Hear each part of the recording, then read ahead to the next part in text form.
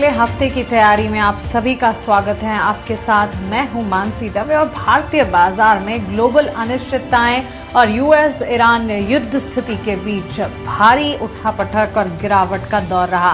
पिछला पूरा हफ्ता भारी बिकवाली का दबाव झेलकर लास्ट ट्रेडिंग सेशन में भी बाजार टूटते हुए क्लोज नजर आए और यहां से आगे अब आने वाला हफ्ता कैसा रह सकता है, इस पर फोकस हमें करना होगा। लेकिन ऑल इन ऑल बाजार का crux during the entire last week कैसा रहा, आपके सामने एक बार रख देते हैं। ग्लोबल अनिश्चितताएं कायम थी, ग्लोबल बाजार से भी गिरावट के संकेत लगातार आ रहे हैं। कच्चे तेल की चाल में उबाल देखने को मिला और साथ ही लगातार हम देख रहे थे जो कच्चे तेल की चाल का उबाल और वॉर सिचुएशन थी उसका impact equity market, commodity market across the global asset classes पर जाता हुआ देखने को मिला। रुपए में ऑल टाइम लो लेवल्स हमने देखे। $1 के दाम जो है ₹92.48 तक पहुंचते हुए देखने को मिले। मजबूत डॉलर और कच्चे तेल की कीमतें बढ़ने से लगातार रुपए में दबाव की स्थिति नजर आ रही है। सेक्टर स्पेसिफिक बाजार की चाल को अगर समझने की कोशिश करें, हर सेक्टर हर पॉकेट में बिकवाली हावी होती रही। फार्मा कुछ हद तक बाजार को संभालने का काम और डिफेंसिव्स के तौर पर अपनी भूमिका निभा रहा था, लेकिन लास्ट ट्रेडिंग सेशन में हर क्षेत्र की तेजी हवा होती नजर आई। मेटल्स में गिरावट, ऑटो सेक्टर्स गिरे, बैंक्स एंड फाइनेंशियल्स टूटे, डिफेंस सेक्टर में बिकवाली का दबाव। एफएमसीजी एकमात्र स्पेस था जहां पर थोड़े बहुत कुछ काउंटर्स थे जो कि एक मूव दिखा रहे थे टुवर्ड्स अपसाइड। लेकिन इतनी वॉलेटिलिटी के बीच अब आने वाला हफ्ता क्या कुछ लेके आएगा, सबसे बड़ा सवाल है। ओवर द वीकेंड क्या कोई ऐसी खबर आ जाएगी जो कि आने वाले हफ्ते को भी परेशान कर सकती इक्विटी मार्केट्स में? इन तमाम सवालों के जवाब लेने की कोशिश होगी। हमारे साथ हमारे मार्केट एक्सपर्ट्स जुड़े हैं, आइए सीधे उनका स्वागत करते हैं। उन्हीं से समझते हैं उनके एक्सपर्ट लेंस से कि बाजार की चाल आने वाले हफ्ते में वो कैसी देख रहे हैं।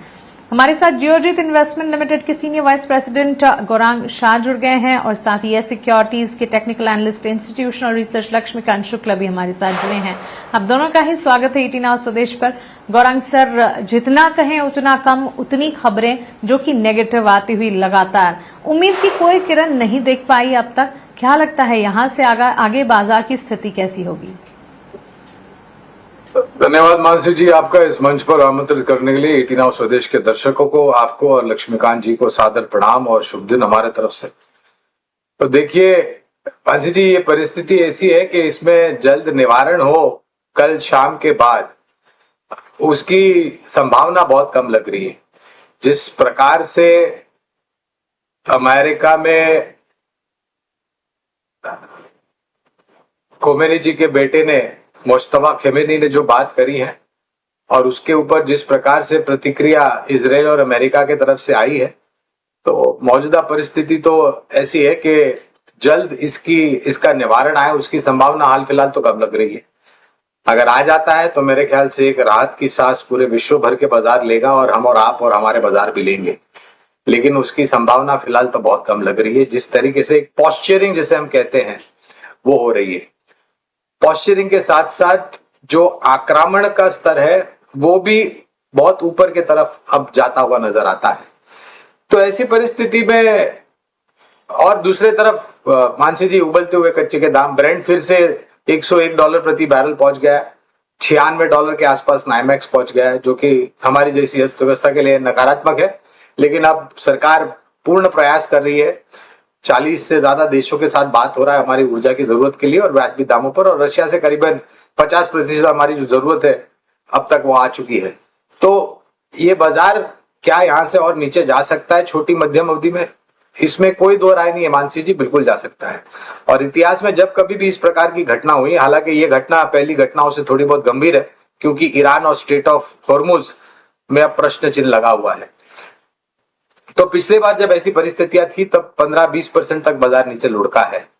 तो क्या यहां से और कमजोर हो सकता है? बिल्कुल हो सकता है। क्या ये निवेश लायक मौका है लंबी अवधि के लिए? हम तो ये बिल्कुल मानते हैं और हमने कई बार पिछले 2 हफ्तों में जब से ये परिस्थिति खड़ी हुई है, हमने लगातार यही कहा है कि ये बाजार अब निवेशकों का बाजार है, कारोबारियों का बाजार नहीं है, क्योंकि अगर आप तेजी करेंगे तो कट जाएंगे, मंदी करेंगे तो भी कट जाएंगे।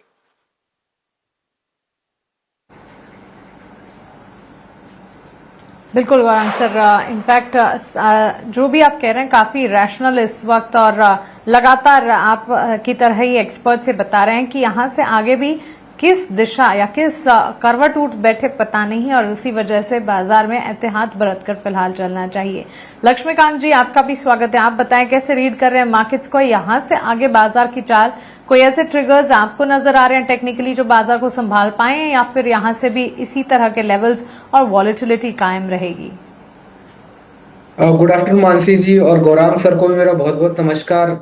जिस तरीके से अभी गौरांग सर भी बोल रहे थे कि आने वाले समय में अभी ऐसी कोई राहत नहीं मिलने वाली है, ये साफ संकेत हमें चार्ट पर भी दिखाई दे रहा है। पिछले तीन दिनों से हमें गैप डाउन ओपनिंग देखने को मिली है, और डेली के चार्ट्स पर लोअर टॉप लोअर बॉटम के जो सीक्वेंस है वो अभी भी बरकरार दिखाई दे रहे हैं। इस हफ्ते निफ्टी ने अपने सारे जो सपोर्ट थे वो सारे तोड़ दिए हैं, और अब जो रेजिस्टेंस है वो निचले स्तर पर आता हुआ दिखाई दे रहा है, जो कि भी फिलहाल 23,500 के आसपास है। और मंडे के सेशन में अगर 23,000 के नीचे फिसलता है तो वहां से फिर और बिकवाली देखने को मिल सकती है निफ्टी में।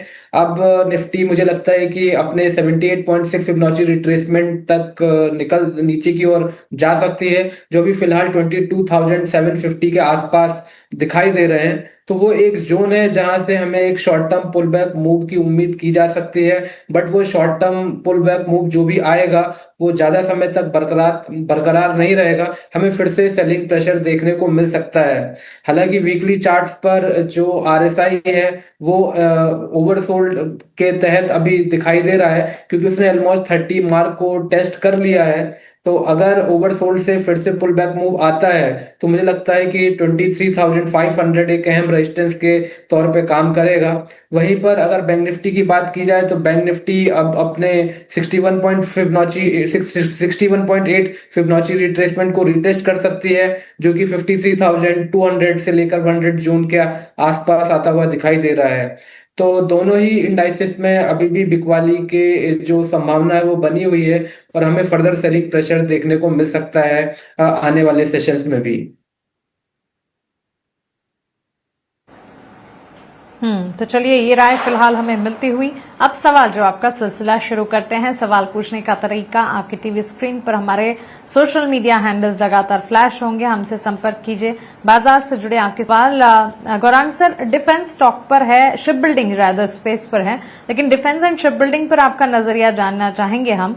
रोहित अग्रवाल ने पूछा है, मैसगांव डॉक के 151 शेयर उन्होंने खरीदे हैं, 2,700 रुपए उनकी बाइंग प्राइस है, यहां से आगे उन्हें क्या करना चाहिए? डिफेंस का खेमा भी इस वक्त बाजार में इतनी उतार चढ़ाव और न्यूज फ्लोज हैं कि टूटता हुआ बिखरता हुआ नजर आ रहा है। कैसे देख रहे हैं शिप बिल्डिंग स्टॉक्स, डिफेंस और इन पर्टिकुलर मैसगांव पर अगर कोई राय है? व्यूअर ने 2,700 की खरीद की है, 2,300 के आसपास स्टॉक ने लास्ट ट्रेड किया है, 5% टूटकर।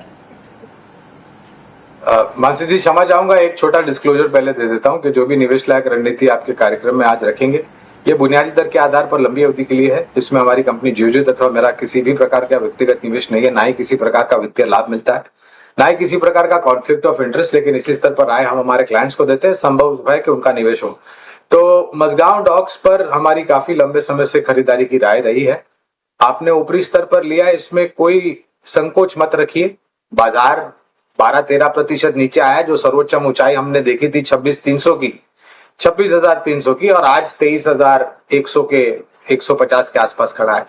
तो जब इतना करेक्शन बाजार में आया है तो स्वाभाविक है शेयर में भी करेक्शन आएगा। और मानसी जी, ऐसा कोई क्षेत्र या शेयर नहीं है जो बाजार के विपरीत चाल निरंतर आपको दिखाई देगा।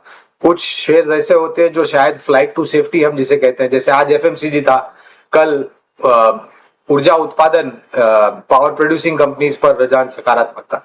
तो ऐसे बदलाव होते रहेंगे बाजार में, लेकिन निरंतर आउट परफॉर्म करे ऐसा कोई नहीं है। मसगांव डॉक, पहले तो इनको मैं एक राय दूंगा कि इनके पास 151 शेयर है, 2,700 के आसपास की खरीद आप बता रहे थे मेरे ख्याल से। ये चाहे तो 50 शेयर इस स्तर पर अगर इनके पास निवेश लायक पूंजी है, 23,025 23,030 के आसपास आज मेरे ख्याल से बंद आया मसगांव डॉक का शेयर। चाहे तो 50 शेयर इस स्तर पर जोड़े, जिससे इनकी जो खरीद का स्तर है पहले का वो नीचे आ जाएगा। और मैंने हर बार एक राय दी है कि अगर आप रक्षा क्षेत्र में निवेश करते हैं तो आपका नजरिया 3 से 5 साल का रखें, क्योंकि ऑर्डर बुक को एग्जीक्यूट करने के लिए लंबा समय लगता है। ये इसलिए क्योंकि ये कॉम्प्लेक्स इंजीनियरिंग और हाई प्रिसिशन प्रोडक्ट्स बनाते हैं, इसके लिए इतना लंबा समय होना अनिवार्य है।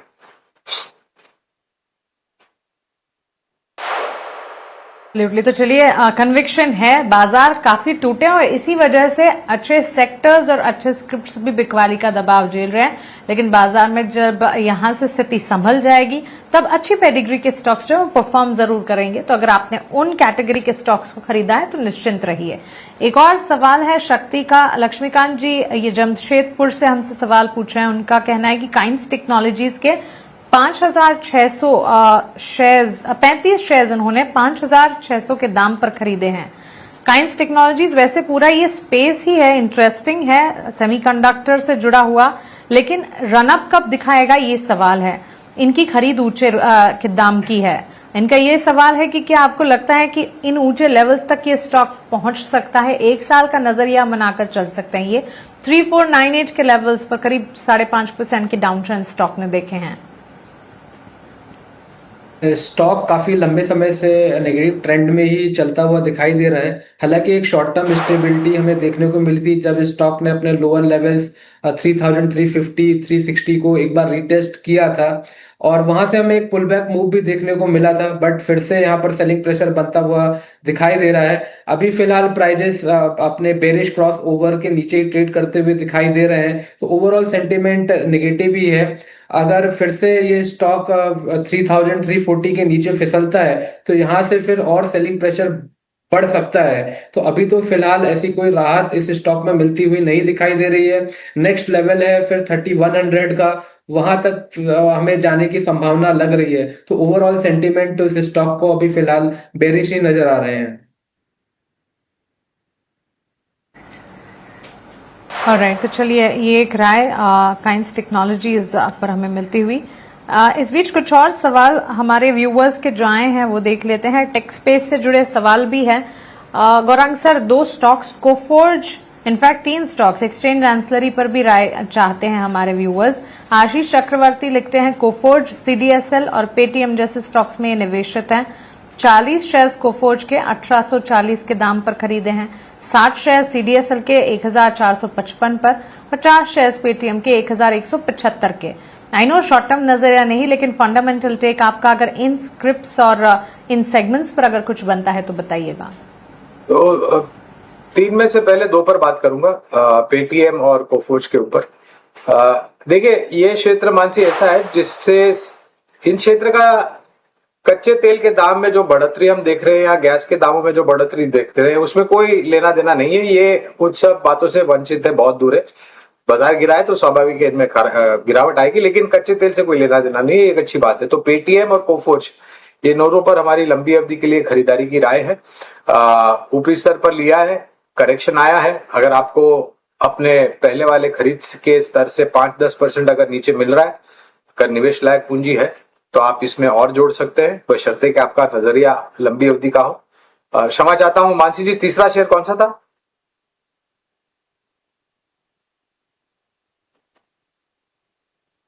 सर 3 सवाल, सीडीएसएल, पेटीएम और कोफोर्ज। तो सीडीएसएल सेवाओं से जुड़ा हुआ, इसका भी कच्चे तेल से लेना देना कोई ऐसा सीधा सीधा ताल्लुक है नहीं। ये डिपॉजिटरी सर्विसेज उपलब्ध कराती है, सेंट्रल डिपॉजिटरी सर्विसेज लिमिटेड नाम है उसका पूरा। इसके बाद एनएसडीएल का भी आईपीओ आया था। शेयर बाजार से जुड़ी हुई है कंपनी है। शेयर बाजार क्षेत्र हमें ऐसे तो पसंद आता है। एक और कंपनी है जो सेवाएं उपलब्ध कराती है जिसका नाम है computer age management services limited, CAMS. इस पर हमारी खरीदारी की राय है और हमारा नजरिया भारतीय शेयर बाजार के ऊपर आने वाले 3 से 5 साल या उससे लंबी अवधि के लिए काफी सकारात्मक है।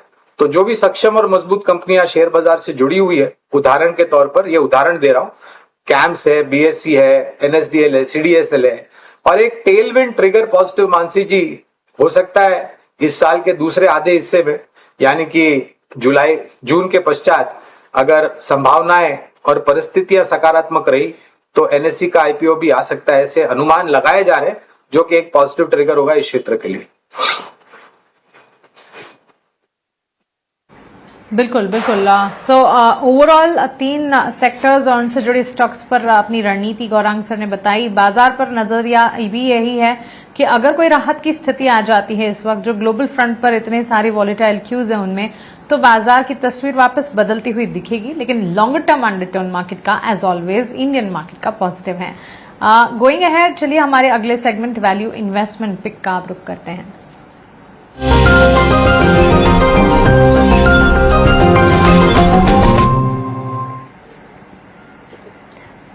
गौरांग सर, बाजार की करंट सिचुएशन को देखते हुए लंबी अवधि के लिए वीआईपी कैटेगरी वाले स्टॉक्स क्या होंगे? बुनियादी दर के आधार पर दो विकल्प है। एक है दो पहिया वाहन बनाने कंपनी दक्षिण भारत स्थापित, जो कि एक बहुत बड़ी आउट परफॉर्मर रही है मानसी जी, और ऑटो सेक्टर दबाव में रहा है, लेकिन एक मौका है लंबी अवधि के लिए निवेश के लिए। टीवीएस मोटर्स का चयन हमने किया है लंबी अवधि के लिए। अनुमानित लक्ष्यांक करीबन 2400 के है, जो कि बहुत ही साधारण लक्ष्यांक है मानसी जी, क्योंकि जिस प्रकार से इनके नतीजे रहे, महीने दर महीने बिक्री के आंकड़े रहे, आने वाले भविष्य में सकारात्मक रुझान लेकर के आएंगे। तो अगर नतीजे अच्छा है तो लक्ष्यांक में परिवर्तन होगा। फिलहाल 4200 का लक्ष्यांक है। कैपिटल गुड्स इंजीनियरिंग एक बहुत लंबे समय से हमारे देश में स्थापित कंपनी सीमेंस, दूसरा चयन सीमेंस का किया है। Capital goods engineering electrical appliances, आधुनिक उपकरण बनाने वाली कंपनी है ये। करेक्शन हमने देखा है, लेकिन खरीदारी का मौका है। अनुमानित लक्ष्यांक करीबन 3800 के आसपास के हैं। नतीजे अच्छे आए, परिस्थिति में बदलाव हुआ तो इस लक्ष्यांक में परिवर्तन होगा। इस स्तर से शुरुआत कीजिए और गिरावट पर जोड़ते जाए।